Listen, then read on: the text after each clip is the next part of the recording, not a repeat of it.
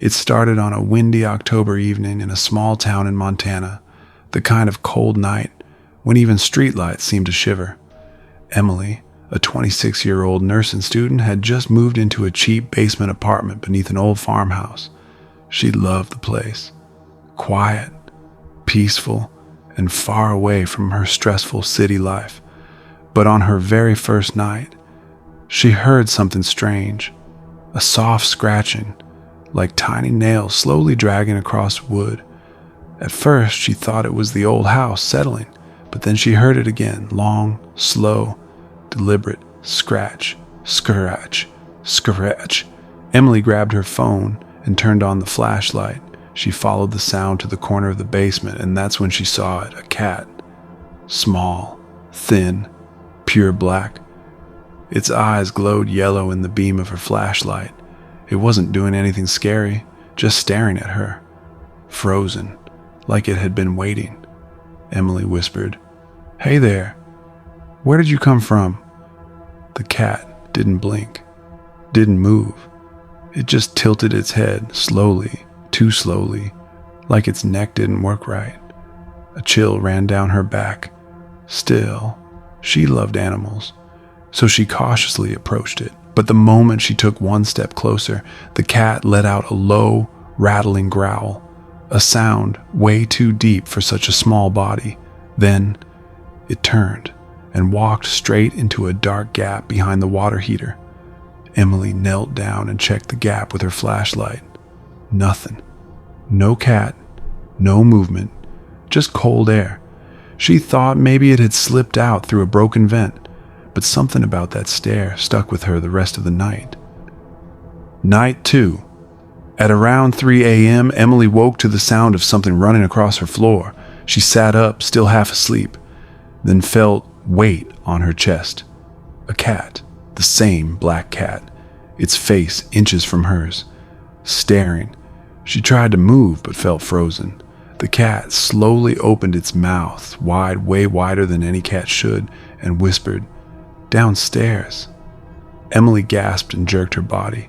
The cat vanished instantly. No footsteps, no running, nothing. For the rest of the night, she didn't sleep. Night 3.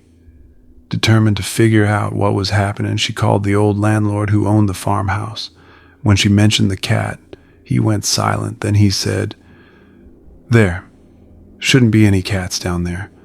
Not after what happened." Emily demanded an explanation. Reluctantly, the landlord told her, 10 years ago, the previous tenant was an elderly woman. She had a black cat named Midnight. The woman adored it. But one winter, a pipe burst in the basement. The old door jammed shut, trapping the cat inside. By the time anyone found it, Midnight had died, alone, in the cold, scratching at the walls until its paws were bloody. That night, strange things started happening in the house. Scratches on the walls, growls at night. The old woman swore she saw Midnight again, sitting in her bedroom, eyes glowing. 2 months later, she moved out. The landlord ended his story with, "I sealed the spot where it died. Don't go near the basement walls." Emily's heart pounded, because that was the exact spot she saw the cat vanish into. Night 4. Emily decided she would not live in fear. She grabbed a flashlight and approached the sealed section of the basement. She pressed her hand against the wall. It was warm, like something breathing behind it. Then she heard it, a slow meow, but distorted like a recording played backward. "My-yo!" The wall began to shake, dust fell, and then a crack appeared. Emily stumbled back as a claw poked out from inside the wall. A cat's claw, but too long, too thin, almost skeletal.